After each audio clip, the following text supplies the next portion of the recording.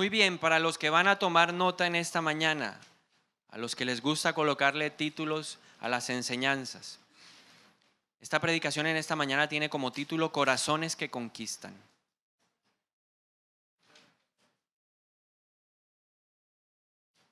¿Cuántos días llevamos del 2013? Del 2013 llevamos 13. Eso significa que si un año tiene 365 días, nos faltan 352 para celebrar el año nuevo. Dígale al de lado, faltan 352 días. Cuando falta tanto tiempo para que llegue un fin de año, nos ponemos a meditar y entendemos que así como comienza un año nuevo, comienzan nuevos desafíos, nuevos retos. Ahora, cada comienzo de año debería ir acompañado del establecimiento de metas y de planes que ayuden a cumplir esas metas. Ahora le hago una pregunta, ¿usted ya tiene objetivos, tiene metas para el 2013? ¿Ya se sentó de manera juiciosa, detallada, a escribir lo que usted tiene como expectativa para este nuevo año? Hay una realidad. Nosotros podemos planear nuestro año, pero siempre vamos a estar frente a una incertidumbre. No, ninguno de nosotros conoce en realidad lo que va a suceder mañana. ¿Cuántos saben lo que van a hacer mañana? Usted tiene planes, tiene objetivos, ha establecido propósitos, pero la realidad no sabemos qué vamos a hacer con certeza el día de mañana. Y pese a eso, hay muchas personas que frente a lo desconocido se frenan. Cuando piensan en el futuro y no ven algo conocido, la gente prefiere no establecer metas, no establecer planes para ejecutar esos objetivos y se quedan ¿qué? Estáticos. Ahora, ¿por qué usted y yo como cristianos debemos establecer objetivos, debemos establecer metas y a esas metas debemos desarrollarle planes? ¿Por qué? Porque la palabra de Dios dice que nosotros tenemos un futuro promisorio. Hay una promesa de parte de Dios que dice que aunque desconozcamos el mañana, nuestro mañana es mejor. Para los cristianos todos los días son mejores. Un día estaba leyendo el libro de Jeremías y yo decía, ay, no otra vez Jeremías, verlo llorar, verlo lamentarse por la destrucción de Jerusalén. Pero ese día Dios me dio un tapaboca. En Jeremías capítulo 2 encontré que el Señor dice que grande es su fidelidad y nuevas son sus misericordias cada mañana. Hay gente que al ver lo que no se ve, o sea, cuando no ve lo que viene, se frena. Pero nosotros tenemos que entender que Dios es un Dios de fidelidad y de nuevas misericordias cada mañana. Por eso usted y yo como cristianos o como hijos de Dios debemos establecer ¿qué? Metas y debemos desarrollar planes que nos ayuden a cumplir esos objetivos desde comienzo de año. Entonces nuevamente le voy a hacer la pregunta, ¿ya tiene usted metas, objetivos para este 2013? El 31 de diciembre, para los que nos pudieron acompañar, le entregamos una hojita que le ayuda a usted a ¿qué? A reflexionar sobre las diferentes áreas en donde usted debería establecer propósitos. Ahora, la palabra de Dios dice en Romanos capítulo 15, versículo 4, que todo lo que está escrito en la palabra fue puesto ahí ¿para qué? Para que nosotros aprendamos, para que seamos alentados por las Escrituras y para que perseveremos en mantener nuestra esperanza. Todo lo que está escrito en este manual de vida ha sido puesto para que usted y yo aprendamos. Ahora, ¿de qué vamos a aprender esta mañana? La Biblia nos muestra la historia del pueblo de Israel como un referente para nosotros en nuestro tiempo. El autor de Hebreos en el capítulo 3 y versículo 4 dice, ojo, que no vaya a ser que les pase lo que les pasó al pueblo de Israel. Y nosotros en esta mañana vamos a aprender de ellos cómo enfrentar un futuro desconocido. El pueblo de Israel estaba en la siguiente situación y permítame contextualizarlo en este momento. ¿Qué había pasado en el momento de la palabra que le voy a leer más adelante? Moisés había muerto. ¿Quién era Moisés para el pueblo de Israel? Moisés era una persona referente. Era el hombre que Dios había usado para sacarlos de la tierra de esclavitud. Dios le había dado una orden y Moisés había sido una persona diligente y fue y pudo desarrollar todo el plan de salida de Egipto. Pero En ese momento, en Josué capítulo 1, la Biblia dice que Dios le habló a Josué y le dijo: Moisés ha muerto. Ahora pensemos por un instante. ¿Qué pasa cuando un gran líder muere? Cuando una persona que ha estado guiando a toda una generación padece o pasa a una mejor vida, a la presencia del Señor. Toda la generación se siente ¿qué? Inestable. ¿Alguna vez le han cambiado a usted un jefe que usted dice este jefe es referente? ¿O le han cambiado a un profesor? ¿O le han cambiado a un líder en la iglesia que usted dice, uy, esta persona es la que me ha enseñado, esta persona es la que me ha liderado? ¿Sí le ha pasado alguna vez? ¿Cómo se sintió su corazón en ese momento? Para que podamos entender lo que le pasó al pueblo de Israel. Yo me imagino que todo el mundo empezó, ¿y ahora quién podrá defendernos? Como el Chapulín, ¿cierto? ¿Quién podrá ayudarnos? ¿Será que la persona que viene sí tiene la capacidad, tiene el liderazgo y sobre todo tiene el respaldo de Dios para llevarnos a la tierra prometida? Eso significa que el pueblo de Israel tenía cierto recelo hacia el futuro. No sabían con certeza qué venía más adelante.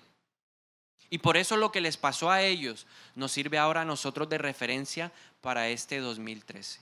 Para que si usted no ha terminado de establecer sus propósitos o aún no ha comenzado a establecerlos, usted los pueda planear y plasmar en un papel. En esta mañana le quiero decir algo. Lo que no se escribe, no se controla.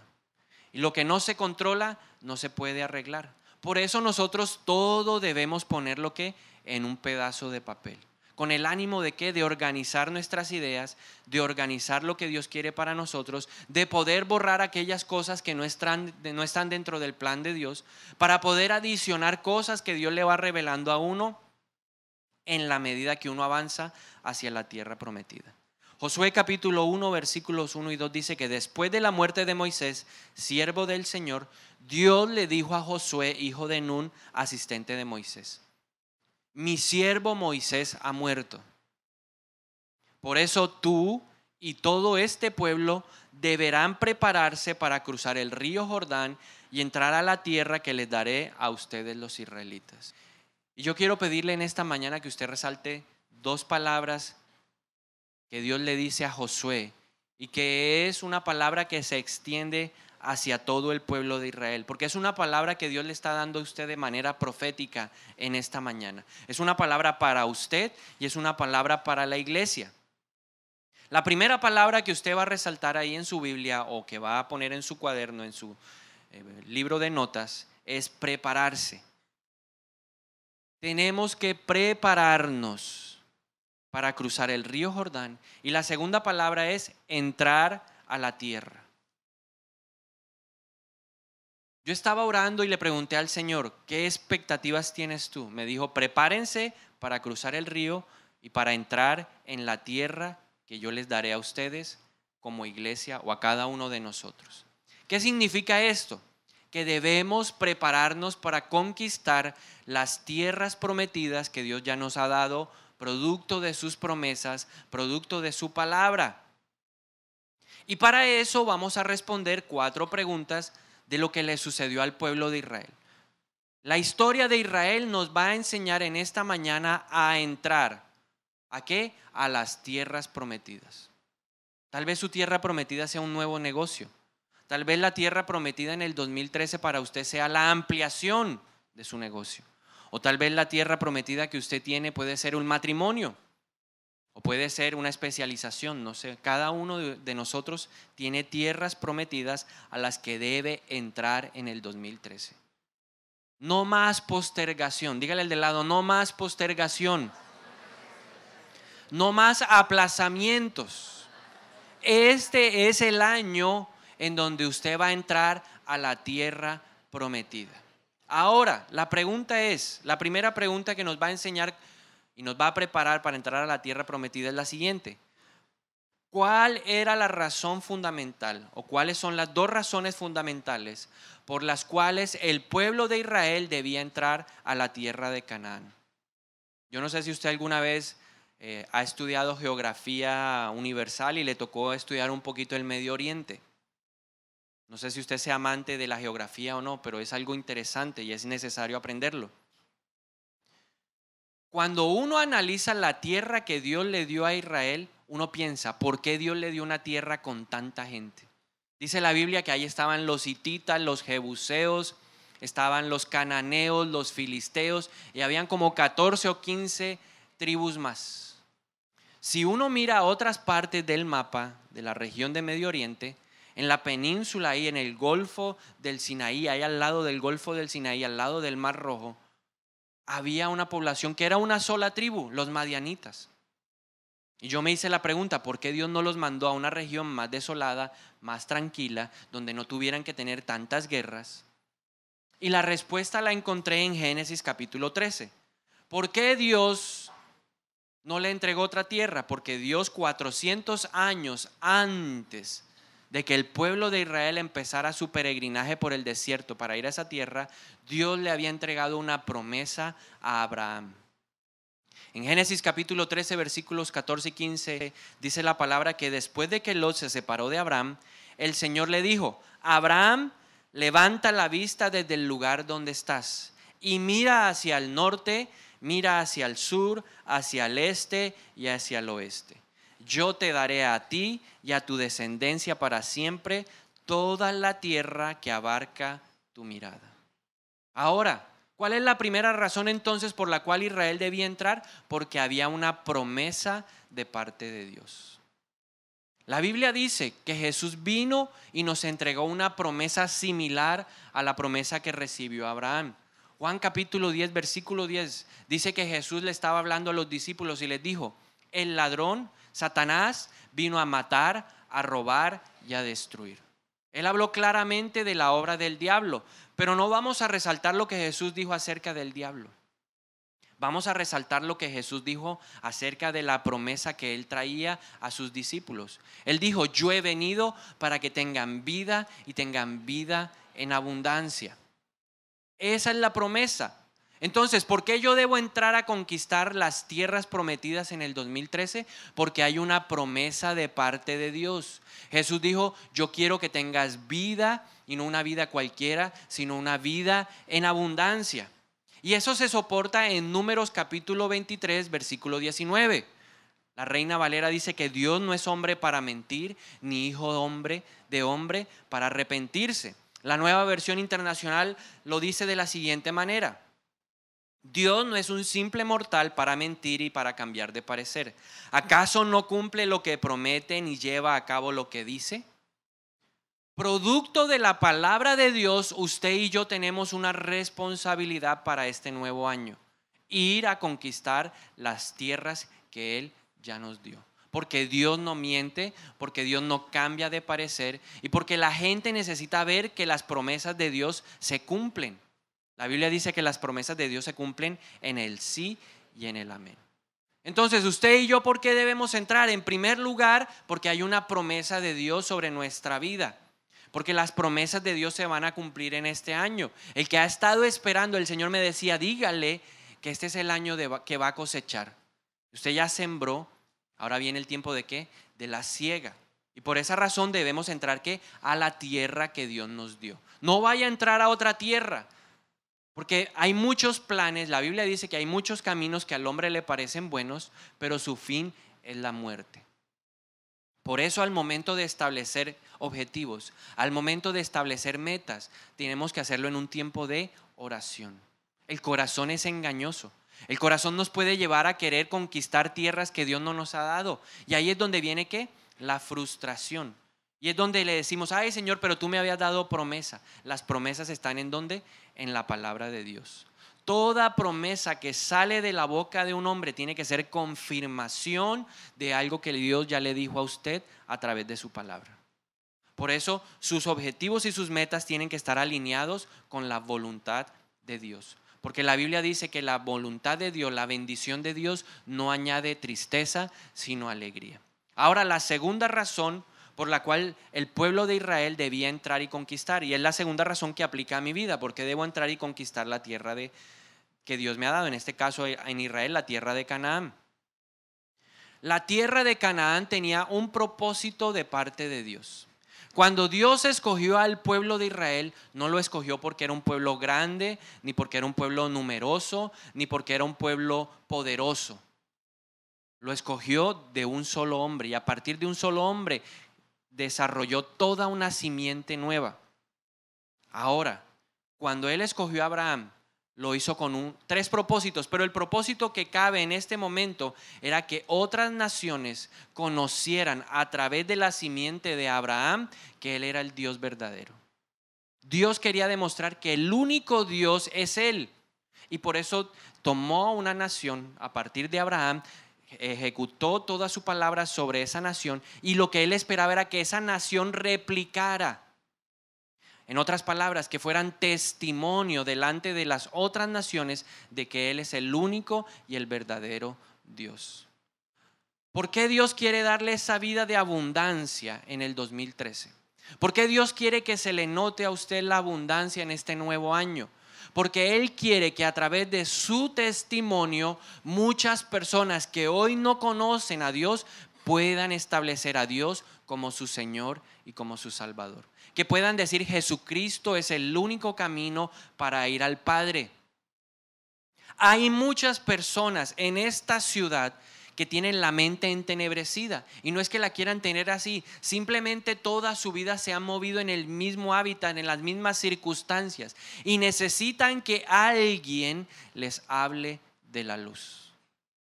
Le hago una pregunta en esta mañana: ¿cuándo fue la última vez que usted le habló de Jesús a alguien? ¿Cuándo fue la última vez que usted le extendió una invitación a alguien para que viniera a alguna de las actividades de la iglesia? Porque Dios lo que está esperando es bendecirlo a usted en gran manera para que otros le pregunten: oiga, ¿y usted cómo está haciendo? ¿Cómo obtuvo ese ascenso? Oiga, ¿y cómo hizo con ese nuevo negocio? Eso no era nada, pero ahora ese negocio es prominente, es próspero. ¿Usted cómo hace para que le vaya bien en el colegio? ¿Cómo hace para caerle bien a los profesores en la universidad? La gente tiene que ver la abundancia de Dios en su vida. Que la abundancia despierte en el corazón de la gente la inquietud de saber qué es lo que está pasando.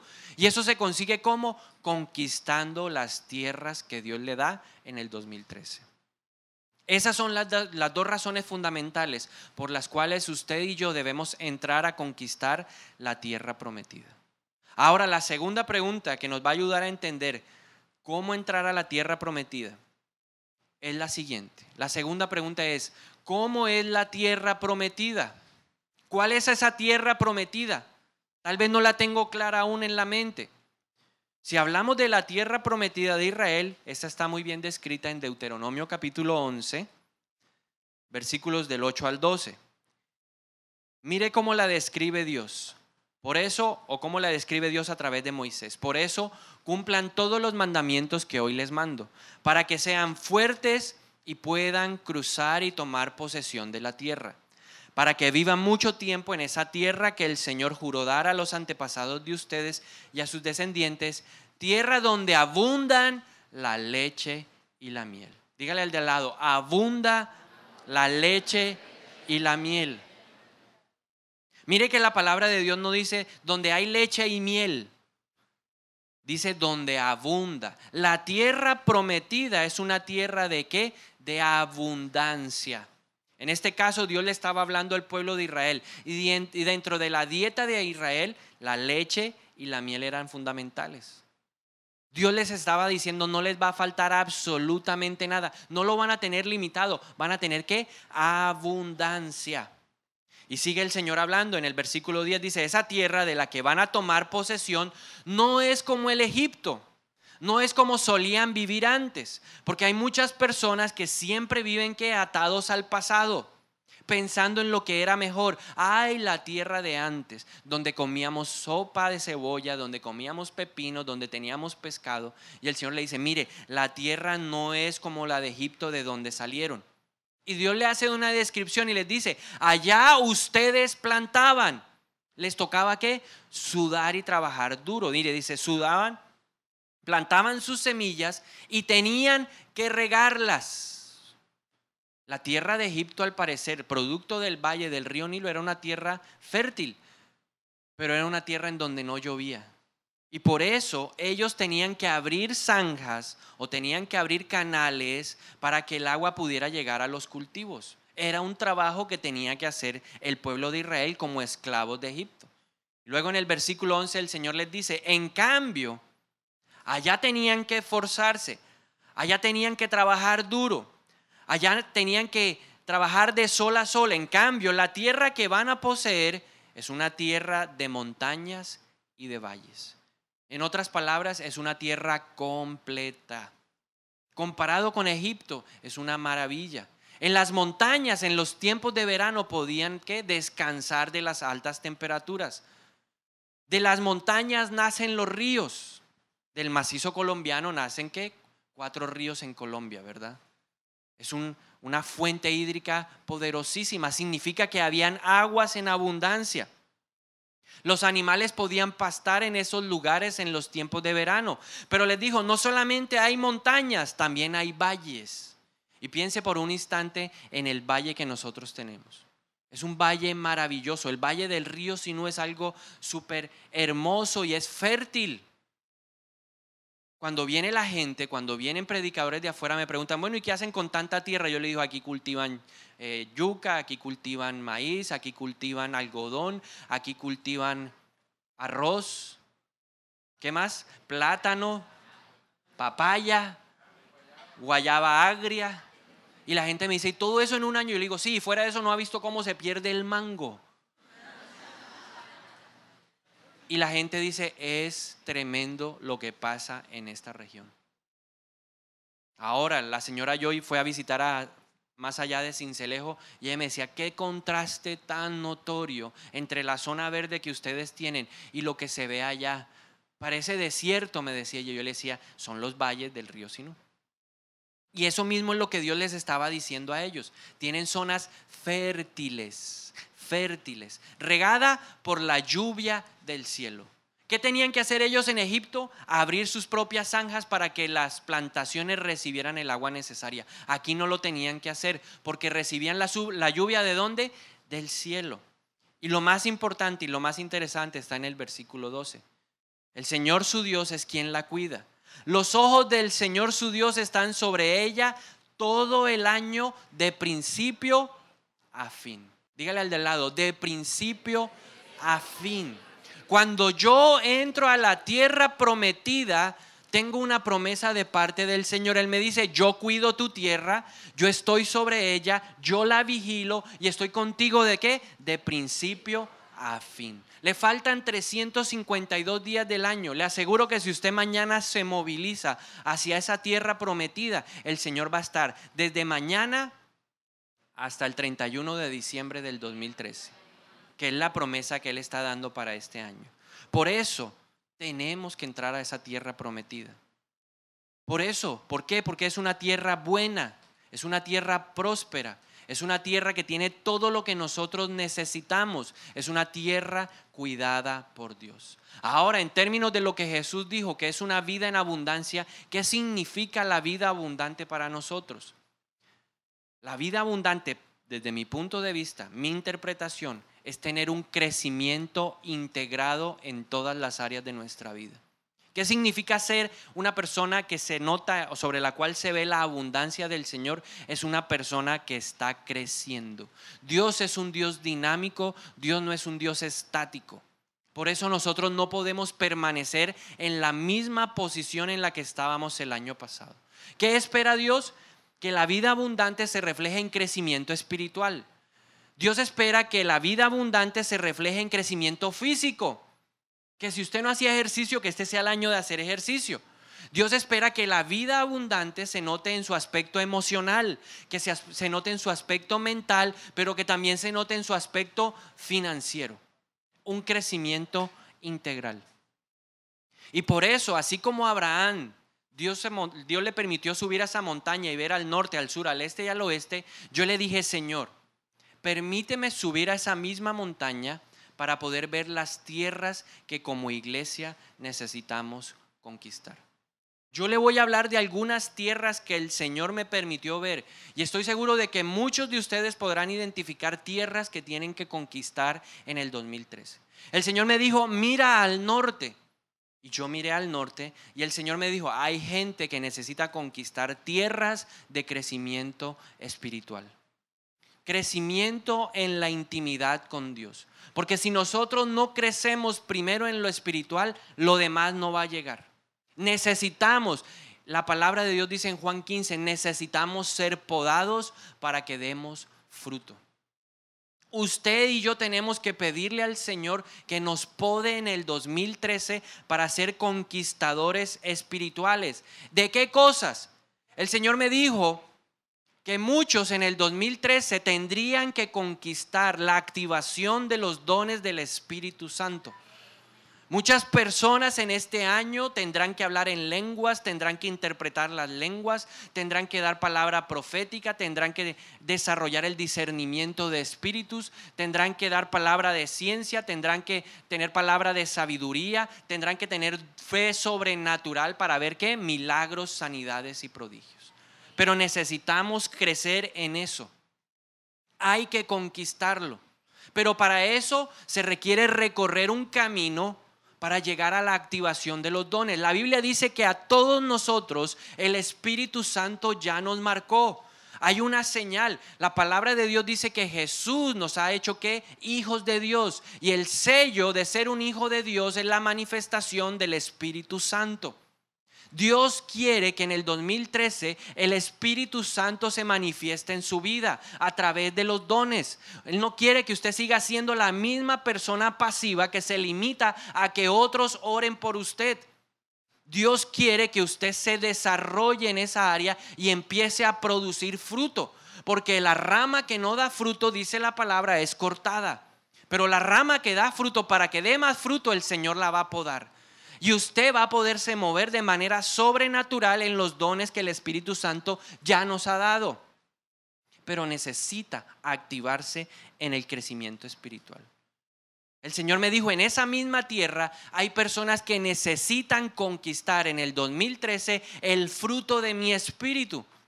Gálatas capítulo 5, versículos 22 al 24 o 21 al 23.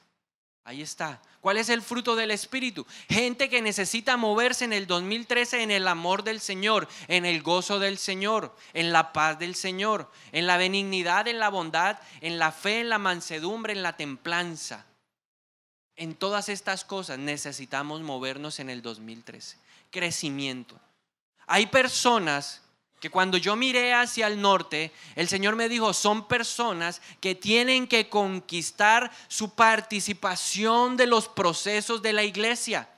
Necesitan sanar sus corazones, necesitan afianzar conceptos básicos de la palabra de Dios para poder ser buenos testimonios y buenos mensajeros de la palabra de Dios.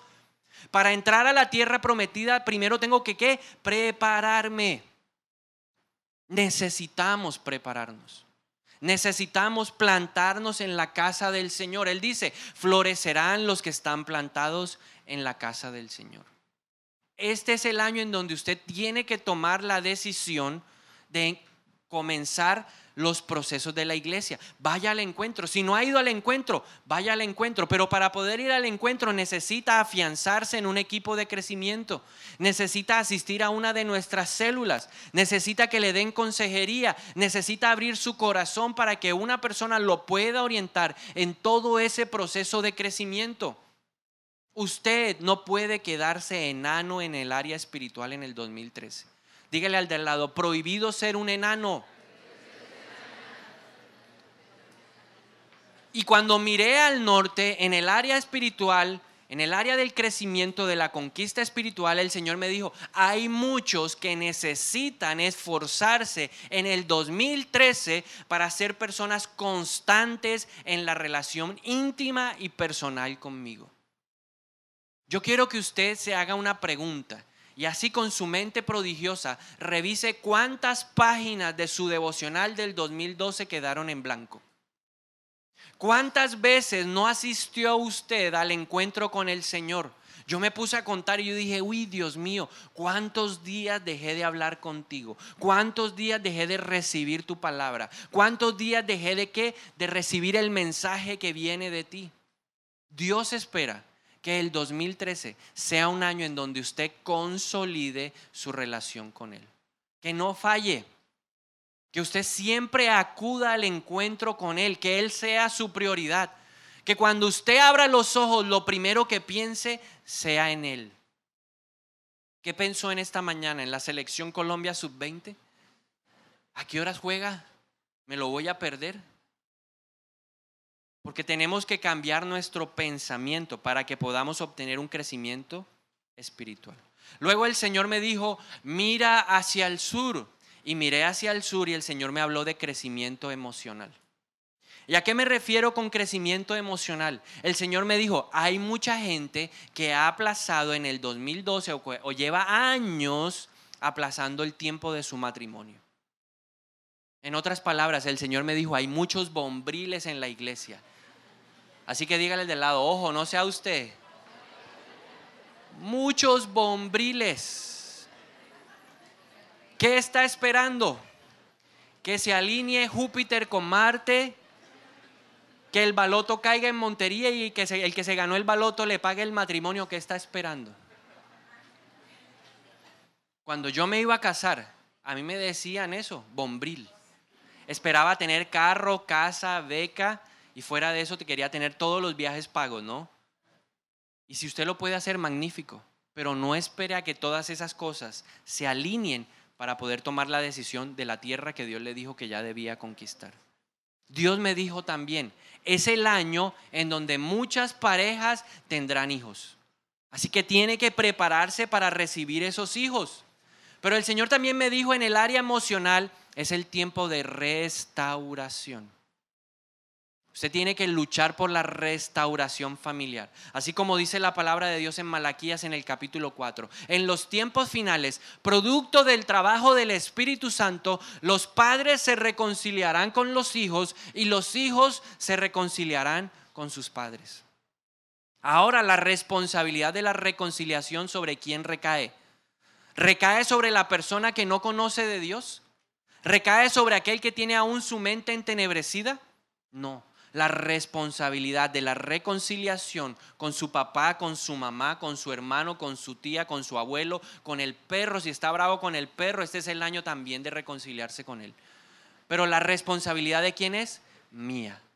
Porque yo soy el que conoce la palabra de Dios. Hay gente que no ha progresado. Hay gente que no está viendo la vida abundante porque no ha podido perdonar a su papá, perdonar a su mamá.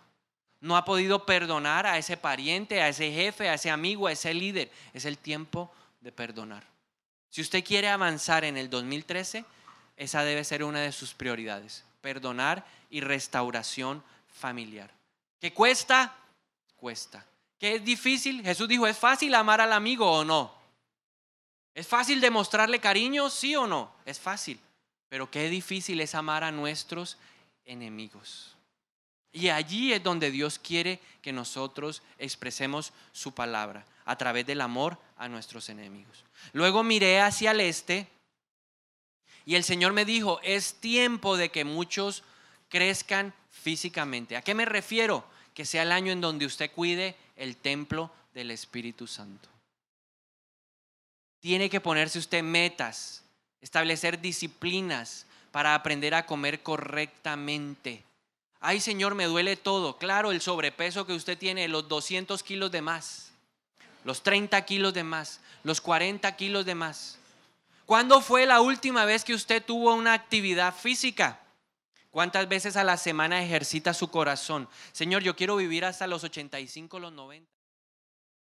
También hay muchas personas que necesitan encontrar la sanidad. Y Dios me dijo que muchas personas en este año van a poder encontrar la sanidad, sí, a través de la oración. Pero el Señor le dice algo a esas personas que aún no han dado ese paso de fe de ir a donde un médico. Muchas personas no van a un médico porque piensan que se va a juzgar su fe. Y el Señor me dijo, la ciencia la he desarrollado yo. La ciencia la he puesto yo al servicio de los hombres. Ore y busque el médico correcto. Por mucho tiempo yo no fui a un médico porque yo decía, el Señor me puede sanar y el Señor lo puede hacer, pero todas las circunstancias son diferentes. Cada situación en la vida es completamente distinta. Y ahí es donde nosotros tenemos que tener el discernimiento que ya activamos en el crecimiento espiritual para saber y entender cuál es el propósito de Dios. Tal vez Dios quiere ponerle a ese médico para enseñarle a usted que Él se glorifica aún en la medicina. Crea que el Señor lo puede sanar y ya tenemos testimonios del 2013 de que el Señor está sanando. El Señor quitó por allá unos miomas, por allá quitó unos quistes y sanó a una persona. Y está la evidencia física. ¿Quién lo hizo? El Señor. Pero esa persona fue y constató con un médico lo que Dios había hecho en un tiempo de oración. Así que usted tiene que confiar también que Dios usa la medicina para mantenernos ¿qué? Saludables. Tal vez esa sea la tierra que usted tiene que conquistar en el 2013. Y luego me dijo, mira hacia al oeste, al occidente. Y me dijo, necesito crecimiento mental, intelectual y financiero. Hay gente que necesita conquistar su especialización, su maestría, un ascenso laboral. Hay gente que necesita cambio de trabajo, ya se estancó en el mismo trabajito, entonces busque otro trabajo. Pero ¿quién va a conquistar la tierra prometida? Usted. Levante su mano y diga, yo la voy a conquistar.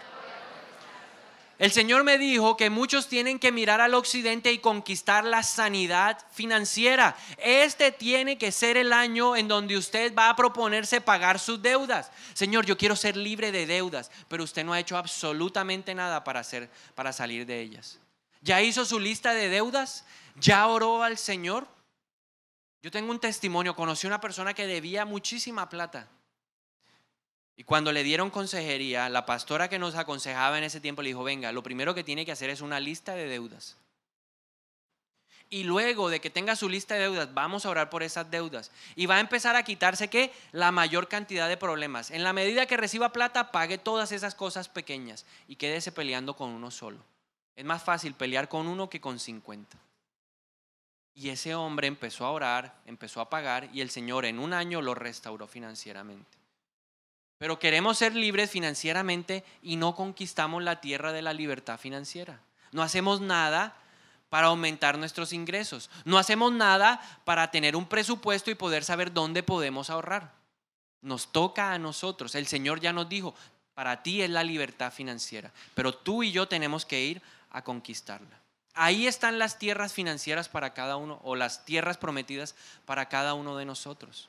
Ahora, yo le pregunté, bueno, Señor, y ahora para la iglesia, ¿qué esperas? Me dijo, número 1, quiero que conquisten esta ciudad, que sigan creciendo. Esa es la expectativa del Señor. Pero para poder seguir creciendo, se necesita gente comprometida que quiera hablar de la palabra de Dios.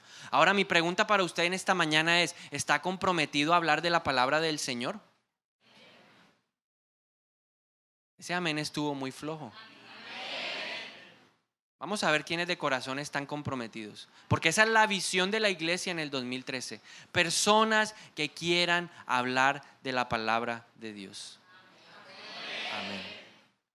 Entonces, usted ha asumido hoy una responsabilidad delante de Dios. ¿Cuál es su responsabilidad? Hacer que esta iglesia se llene de invitados. Todos los fines de semana tiene que haber muchos invitados. El Señor me decía, tienen que haber multitudes, camiones de gente llegando. Si hay que poner un bus, se pone el bus y recorremos y hacemos el recorrido para que la gente pueda llegar a la iglesia, a la casa de Dios, a escuchar la palabra que los va a transformar.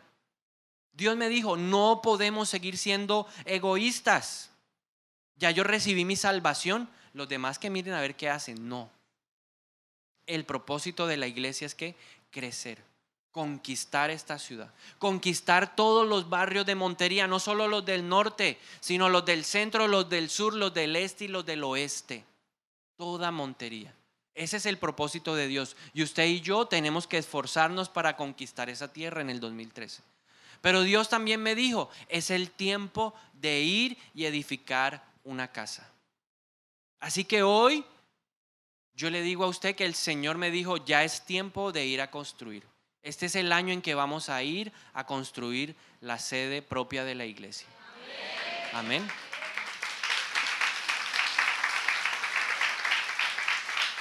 Pero eso implica una responsabilidad. ¿Responsabilidad de qué? Sí, seguir evangelizando, pero también la responsabilidad de llevar todos la carga de la construcción. A todos nos toca.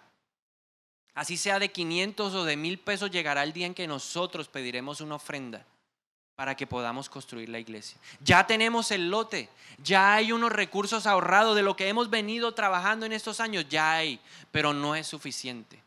Y tenemos que orar para que pase lo mismo que pasó cuando Moisés pidió para la elaboración del tabernáculo. Que llegue un momento en que le digamos a la gente, ¿sabe qué? No más, porque lo que hay es suficiente. Así que nosotros como iglesia estamos orando para que los que son diezmadores y ofrendadores fieles, Dios les multiplique en el 2013. Para que de la misma abundancia que han recibido sigan dando y el Señor siga multiplicando. Porque el Señor dice, es mejor dar que recibir. Entonces, usted ya sabe cuáles son las tierras prometidas en el 2013. Ahora, la tercera pregunta. Para entrar y conquistar la tierra prometida. La pregunta es la siguiente. ¿Por qué toda una generación completa, hombres, mujeres mayores de 20 años, no pudieron entrar en la tierra prometida? Recuerde, la primera pregunta, ¿cuáles eran las razones fundamentales? La promesa de Dios y ¿qué? Ser testimonio para que otros conozcan. La segunda pregunta era por cómo era esa tierra prometida. Ahora la tercera pregunta es ¿por qué toda esa generación no entró en la tierra prometida? ¿Por qué Dios se encargó de acabar en los 40 años del desierto a toda la generación que había salido de Egipto con la intención de entrar en la tierra prometida? Ahora la respuesta le va a ayudar a usted y me va a ayudar a mí a no cometer los mismos errores en nuestra conquista del 2013. La primera razón por la cual el pueblo de Israel, la generación mayor de 20 años, no entró en la tierra prometida. Y eso incluye a Moisés e incluye a Aarón. Líderes que se quedaron por fuera. ¿Por qué? Primera razón, no entendieron que para llegar a la tierra prometida había que caminar o teníamos que hacer un camino largo. La gente quiere el camino corto. Usted y yo queremos el camino corto. ¿Cuántos desearían, y usted va a ser honesto, que mañana todas sus peticiones, todos sus planes, todos sus objetivos del 2013 estuvieran cumplidos? ¿Cuántos quisieran?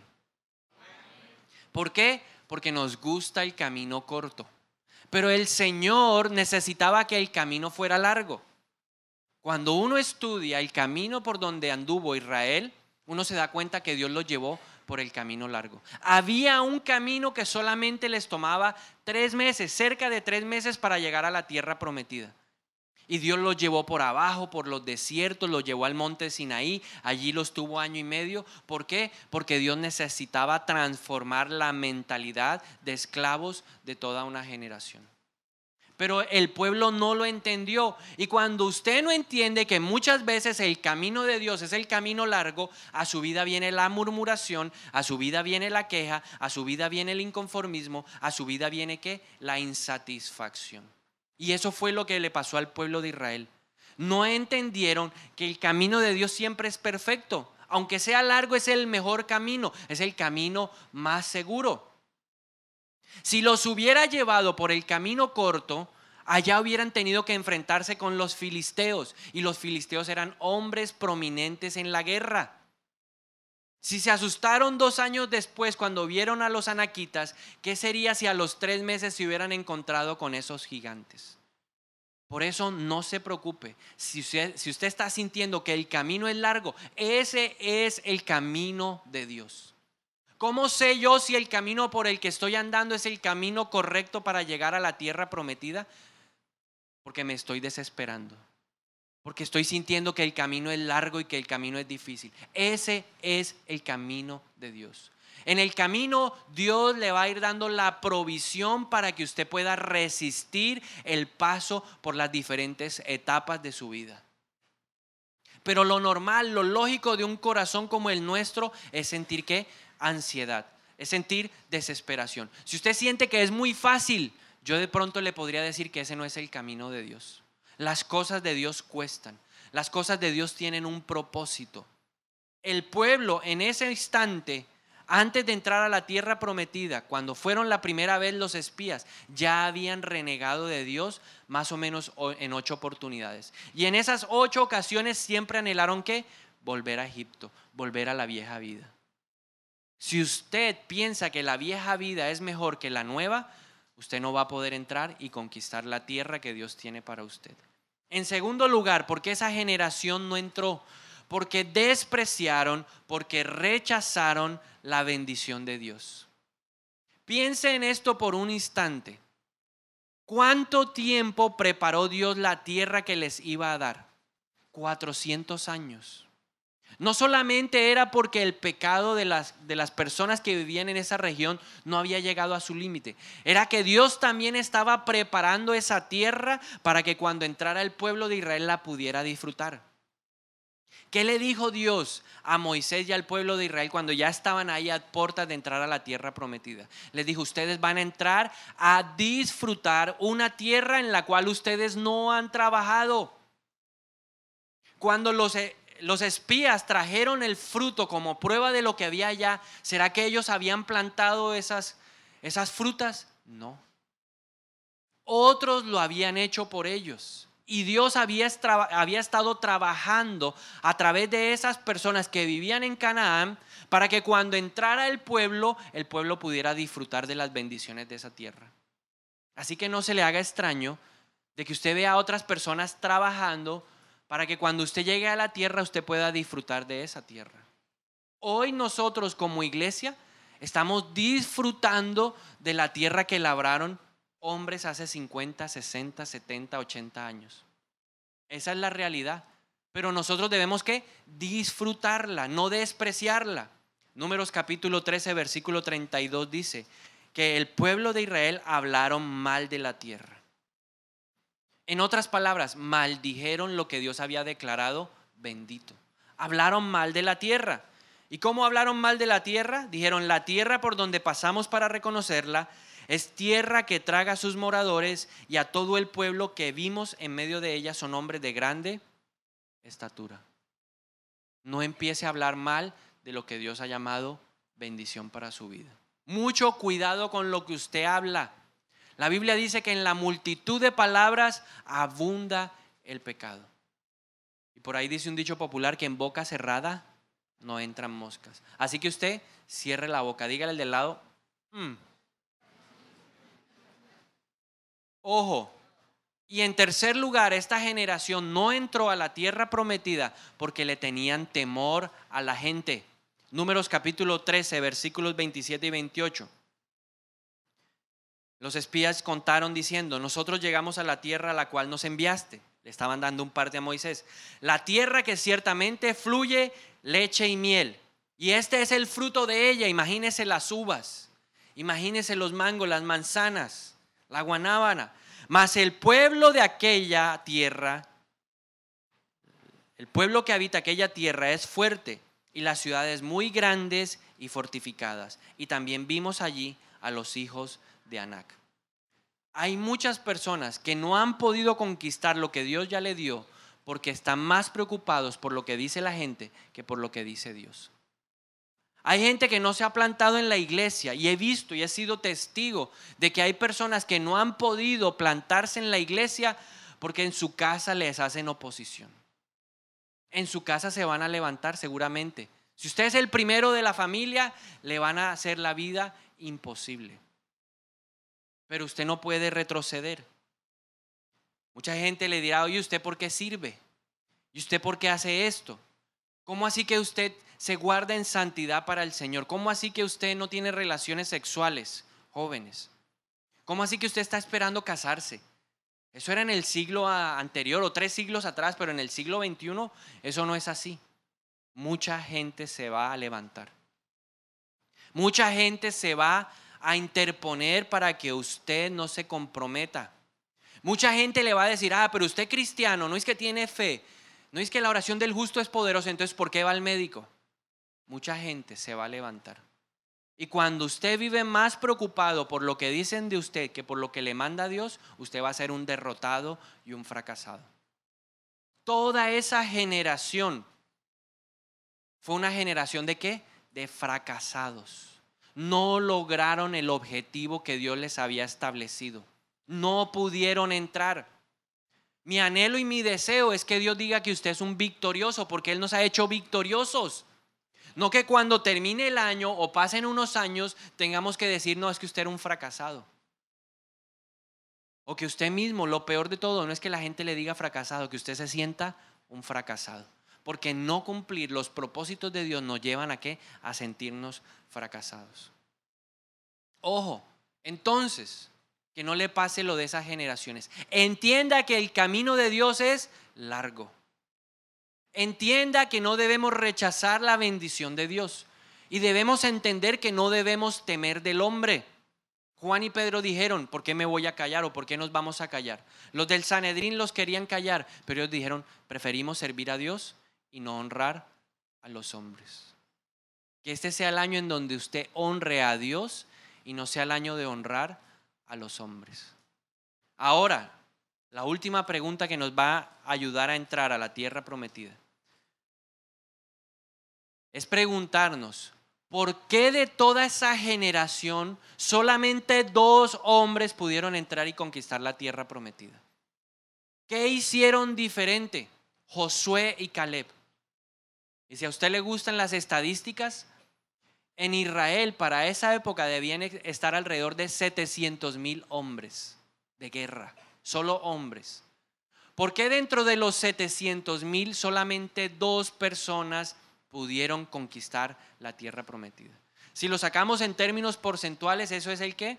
0.000000001%, aproximando. Lo más pequeño, lo más ínfimo en términos de número, conquistó la tierra prometida. Y la respuesta está en el corazón de estos 2 hombres.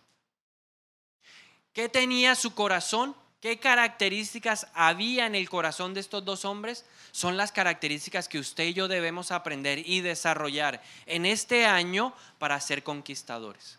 En primer lugar, la primera característica del corazón de Josué y de Caleb eran corazones fieles hacia Dios.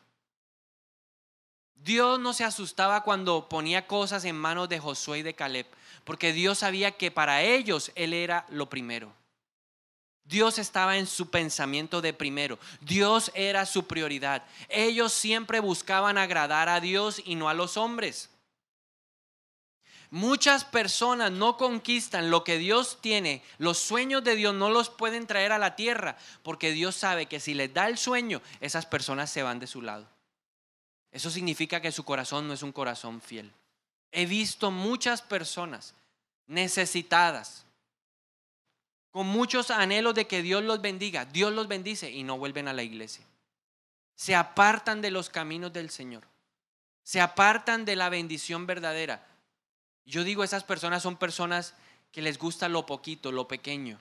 Porque lo primero que Dios da es para enamorarnos, para conquistar el corazón. Pero las grandes bendiciones las tiene para aquellos que deciden perseverar. Y estos hombres tenían un corazón fiel hacia Dios. Dios sabía que si los bendecía, ellos no se iban a torcer, ellos no lo iban a abandonar. Números capítulo 32, versículos 11 y 12. Mire lo que dice el Señor a toda una generación. Por no haberme seguido de todo corazón, ninguno de los mayores de 20 años que salieron de Egipto verá la tierra que juré darles a Abraham, a Isaac y a Jacob. Ninguno de ellos la verá, con la sola excepción de Caleb, hijo de Jefone, el kenicita, y Josué, hijo de Nun, los cuales me siguieron de todo corazón. Dios tiene que ser nuestra prioridad en el 2013. Él dice, si me buscan a mí primero, si ustedes ponen mi reino primero y mi justicia, es decir, llevar una vida como Dios nos manda a vivir, lo demás vendrá por añadidura. Ponga a Dios de primero, encárguese de los asuntos del reino y Dios se va a encargar de los suyos. Esa es la forma de tener un corazón conquistador. En segundo lugar, Josué y Caleb tenían un corazón que confiaba 100% en Dios, a pesar de las circunstancias. Pensemos por un momento qué fue lo que ellos vieron. Los 12 espías que vieron. Vieron una tierra que ellos mismos llamaron una tierra en donde abunda la leche y la miel. Los 12 espías concordaron en el dictamen de decir que el fruto de esa tierra era un fruto bueno. Los 12 espías vieron las ciudades fortificadas porque Josué y Caleb también las vieron. Josué y Caleb y los otros 10 espías todos vieron a los gigantes, a los anaquitas. Pero Josué y Caleb tenían una mentalidad diferente a la de los 10 espías. ¿Qué pensamiento primaba en la mente de los 10 espías? La mente de ellos estaba gobernada ¿por qué? Por el miedo. Esos gigantes nos van a tragar como langostas. Nosotros somos pequeñitos, ellos son gigantes, nos van a arrasar, nos van a acabar. ¿Qué había en ellos? Miedo. Mientras que en la mente, en el corazón de Josué y Caleb, lo que había era confianza hacia Dios. Números 14, 7 al 9 dice: y le dijeron a toda la comunidad israelita, está hablando de que Josué y Caleb hablaron: la tierra que recorrimos y exploramos es increíblemente buena. Si el Señor se agrada de nosotros, nos hará entrar en ella. Nos va a dar una tierra donde abundan la leche y la miel. Así que no se rebelen contra el Señor ni tengan miedo de la gente que habita en esa tierra. Ya son pan comido. Dígale al del lado: tu tierra es pan comido. Ya está hecho.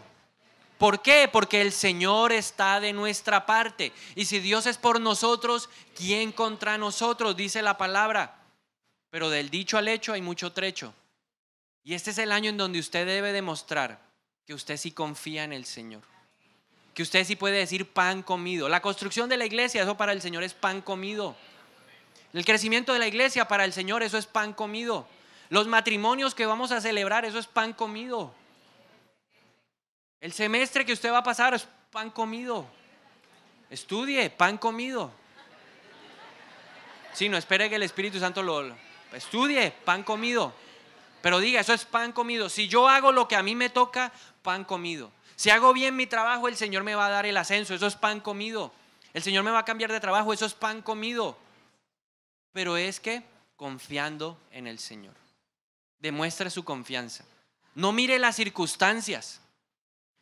Si miramos las circunstancias, uno podría decir: ay, la iglesia, a mí me ha costado. Dios me ha roto la racionalidad. Porque para poder avanzar usted necesita ¿qué? Una mente confiada y no que en hechos, sino por fe. Porque la fe no es por vista. Y necesitamos avanzar. Usted necesita por fe. Yo veo, eso es pan comido. Este año esos escaladores, esos tines están volando. Por fe. Los esposos, ni qué decir, eso es pan comido. Los líderes este año tienen todo pan comido, fácil. Unas super ovejas. ¿Por qué? Porque Dios va a capacitar más obreros para que la mies pueda llegar a la iglesia. Eso es lo que el Señor quiere, confianza. En tercer lugar, el corazón de Josué y Caleb era un corazón valiente. La Biblia dice que Dios no nos ha dado un espíritu de cobardía.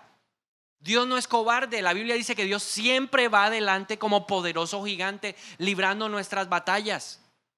Jesucristo mismo se enfrentó en la cruz a Satanás y ¿sabe qué? Lo venció. Porque Él es el vencedor. Apocalipsis dice que Él es el vencedor, Él es el ganador. Dios no es un Dios de derrotas, Él no ha perdido una sola batalla. Todas las ha ganado y por eso el diablo es ardido. Y por eso el diablo lo que siembra en el corazón de la gente es que temor. Por eso Dios se agradaba. Y por eso Dios también le dijo a Josué: mira que te mando que te esfuerces y seas valiente. No temas ni desmayes, porque el Señor tu Dios estará contigo a donde quiera que tú vayas. Estos hombres tenían un corazón valiente. ¿Y por qué sabemos que tenían un corazón valiente?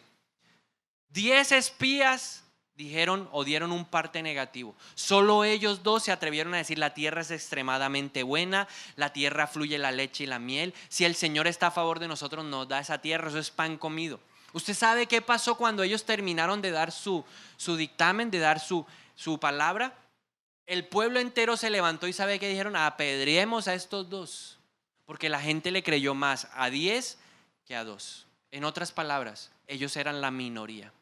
Pero a pesar de ser la minoría, a ellos no se les arrugó el corazón de decir: ¿sabe qué? Dios lo dijo y Dios lo cumple.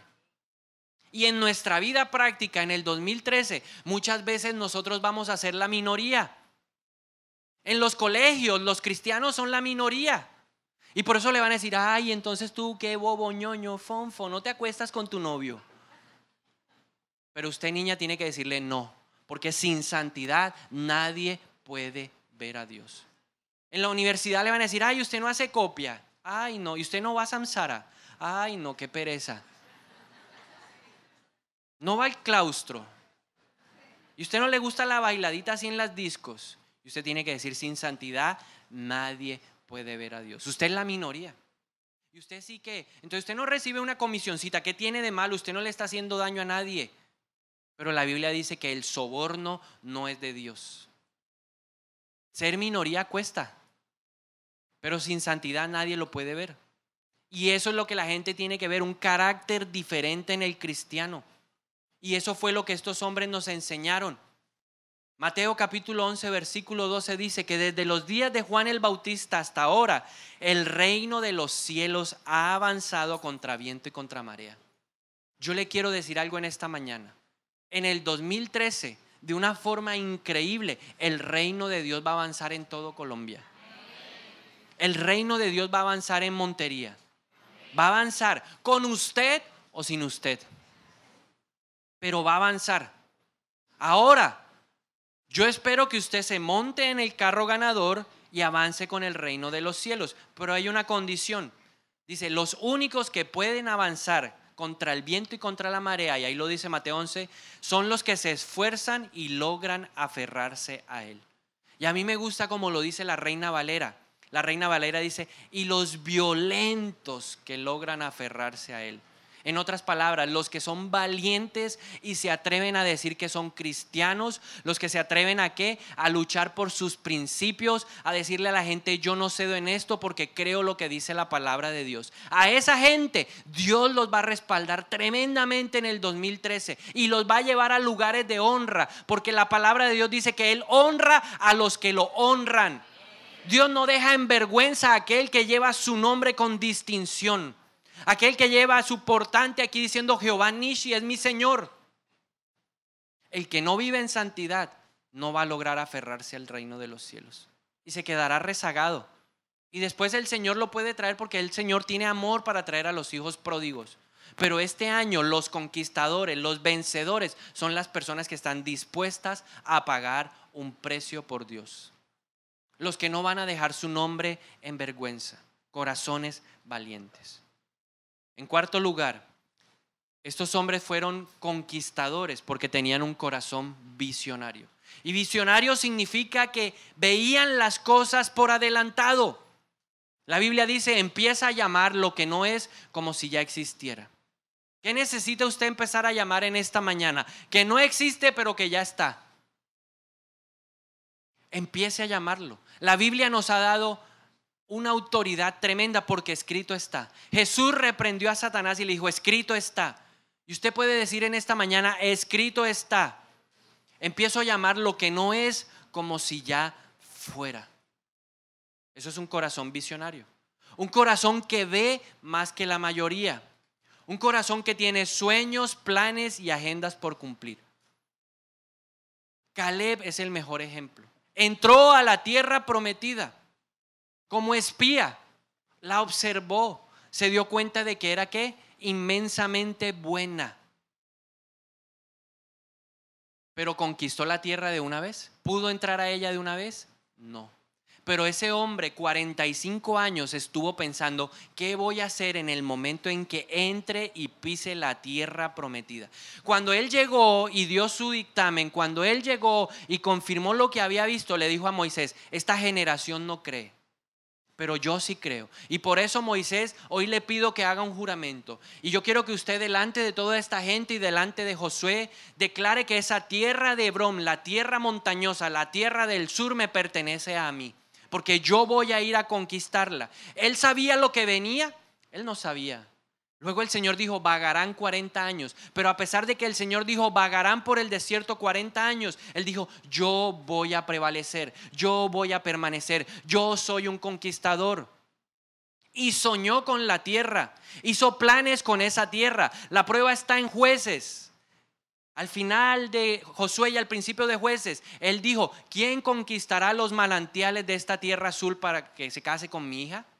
Y hubo un hombre que fue y conquistó los manantiales de la tierra de Hebrón, porque él tenía un corazón conquistador. Él ya los había planeado, él ya lo había pensado. Josué capítulo 14, versículo 9 dice que ese mismo día Moisés me hizo este juramento: la tierra que toquen tus pies será herencia tuya y de tus descendientes para siempre, porque fuiste fiel al Señor tu Dios. Un corazón visionario. Y la quinta característica de un corazón que conquista es determinación. Caleb fue un hombre determinado. Josué fue un hombre que persistió. La determinación consiste en ser ¿qué? Persistentes. ¿El diablo se va a interponer en su camino? Sí, porque a él no le interesa que usted avance. A él no le interesa que usted conquiste, porque en la medida que usted conquiste, usted va a ser una persona testimonio para otros. Pero Josué y Caleb fueron hombres de determinación, de persistencia. Josué capítulo 14, versículos 10 al 12. Mire lo que dice Caleb: ya han pasado 45 años desde que el Señor hizo la promesa por medio de Moisés, mientras Israel peregrinaba por el desierto. Aquí estoy este día con mis 85 años. El Señor me ha mantenido con vida y todavía mantengo la misma fortaleza que tenía el día en que Moisés me envió. Para la batalla tengo las mismas energías que tenía entonces. Josué, dame pues la región montañosa que el Señor me prometió en esa ocasión. Desde ese día, tú bien sabes que los anaquitas habitan allí y que sus ciudades son enormes y fortificadas. Mire, él todavía sabía que habían gigantes y que las ciudades eran de difícil conquista. Sin embargo, con la ayuda del Señor dijo: los expulsaré de ese territorio tal y como Él lo ha prometido. Ese es el corazón que debemos tener.